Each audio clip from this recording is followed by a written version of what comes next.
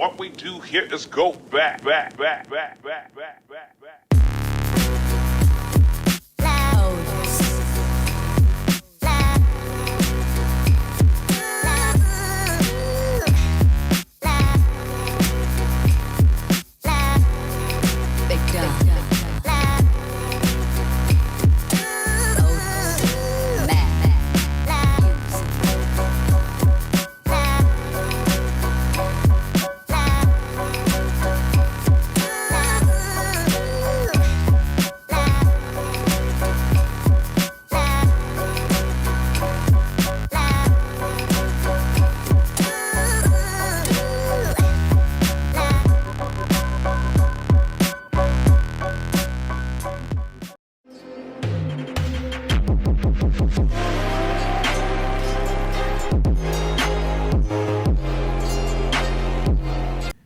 What's good, YouTube?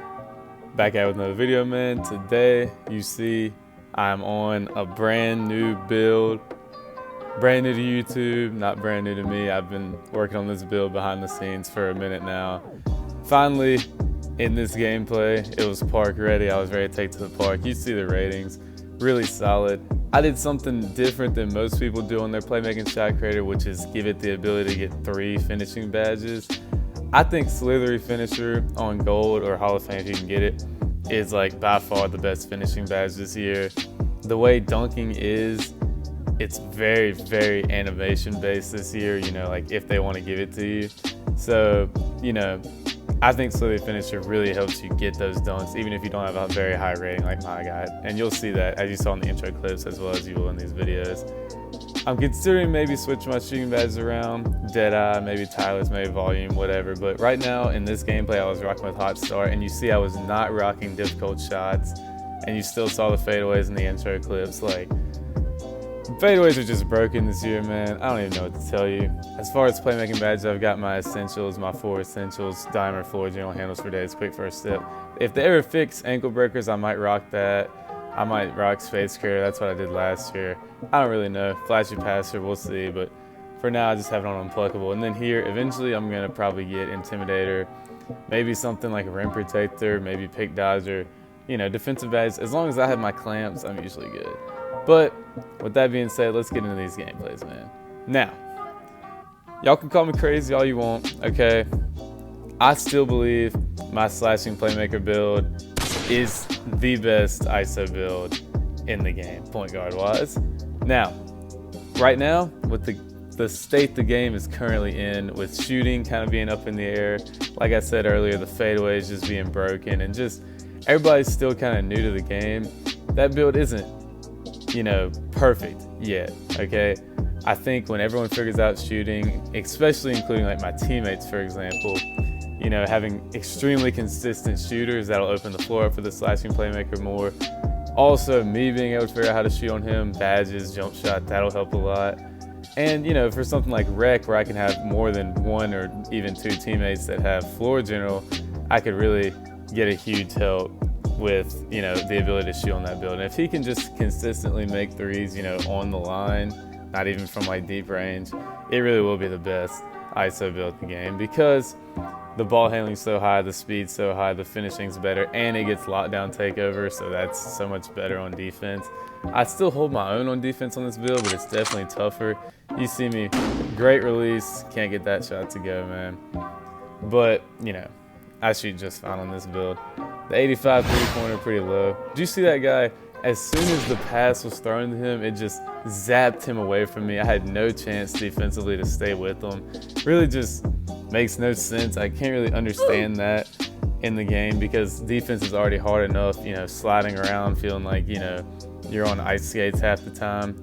Again, he just gets open. These guys are running some little cheesy offense where pretty much my guy was setting a screen for the point guard. You see me get him on skates right there, a little behind the back to the corner, green the 3. But see, my dude would set the screen for the point guard, and then they would try to get it back to him for the open 3. Right there you see how often they do that, because the point guard threw it to him even when he was double teamed. But then if he doesn't get that pass, the center then comes, sets the screen for the point guard, and the point guard tries to get to that little mid-range fadeaway area, which I've mentioned a couple of times already. is super broken this year. You don't even have to green it, as you saw right there. But speaking of not greening shots, there's Pone in the corner and he drills that one. So, you know, they give us that back. But again, here you see he just gets that fadeaway area. Luckily, they don't give him that one. They give the board, though. I actually leave my dude wide open. I thought we had the rebound, but he does miss that one. You know, they had a good offense to get people open, but as far as hitting their shots, they weren't doing that, you know, extremely consistently. But, you know, it is what it is. So here, I'm just telling Pone I'm staying attached to my dude. They always try to feed him the ball, and he's been greening pretty consistently, so I'm on him. Again, the point guard just hit one of those cheesy little fadeaways. It is what it is, man. There's really nothing we can do about it. Right here, they switch him on to me. I'm just cooking them up, take the easy dunk. They don't want to help off. I'll dunk it all game. We've got the 2-point lead, so there he goes again. You see just he's moving to the left, and then instantly when he gets the pass, his momentum just stops and takes him super quickly to the right. Like, with the delay of playing online, I would have like no chance to stay with that unless I predicted that happening before it even, you know, like happened. Like it just is almost impossible to guard unless you get super lucky with a passing lane steal or something. But even then, you know, like I said, with the input delay, your reaction time would have to be perfect. Again, hasn't greened a shot yet. All these little mid-range fadeaways. Nothing you can really do about it. I almost forced a shot there, but I'm gonna get a little choose my own. As you see me zoom back off a pass from Pone, I'm gonna green that 3. Let them know how it feels. Again, I'm just staying glued to my guy. Probably could have switched that one, but you just gotta understand that guy hasn't greened a shot yet. You gotta make him beat us. And Pone gets the steal, throws it down to Jinx. We're gonna knock him off this court. Take the dub. I had 14 points, 1 assist. You know, a solid game. I missed that 1-3 I should have hit. You know, we played a team that, you know, had a pretty cheesy little offense, but we got it to work. Now, first gameplay I was showing you against, like I said, a cheesy offense. Guys really just trying to, you know, exploit some things in this game, such as the mid-range fadeaways, as I mentioned a couple of times already. But in this one, you're going to see another thing completely wrong with this game. I talked about the fadeaways and also kind of the screens, but now you're going to see how many non-green releases this team makes. It is actually ridiculous. Like, it's gonna piss me off just watching it again. I was kind of furious because it's all up to 2K at that point when they decide who gets the not green releases to go, the whites if you want to call it that. It's really just like there's no point in like being the more skillful team, as you see me, just like I'm talking about, step back, green, okay?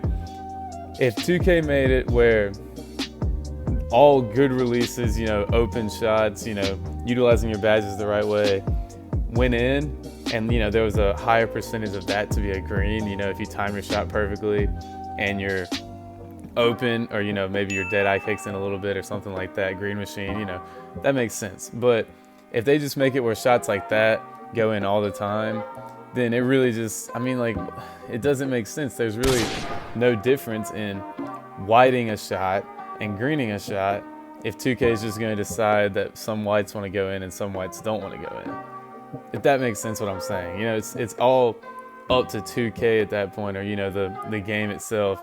There's no player input, if that makes sense. It's just like, what's the point of me having to green every shot and just hoping I'm going to get a white release to go when the team I'm playing is making all types of white releases like that one right there. Yes, I understand he was wide open, but he has not greened a shot yet in this game. As you see me miss a dunk wide open at the rim when he just hit a white 3 from way behind the line.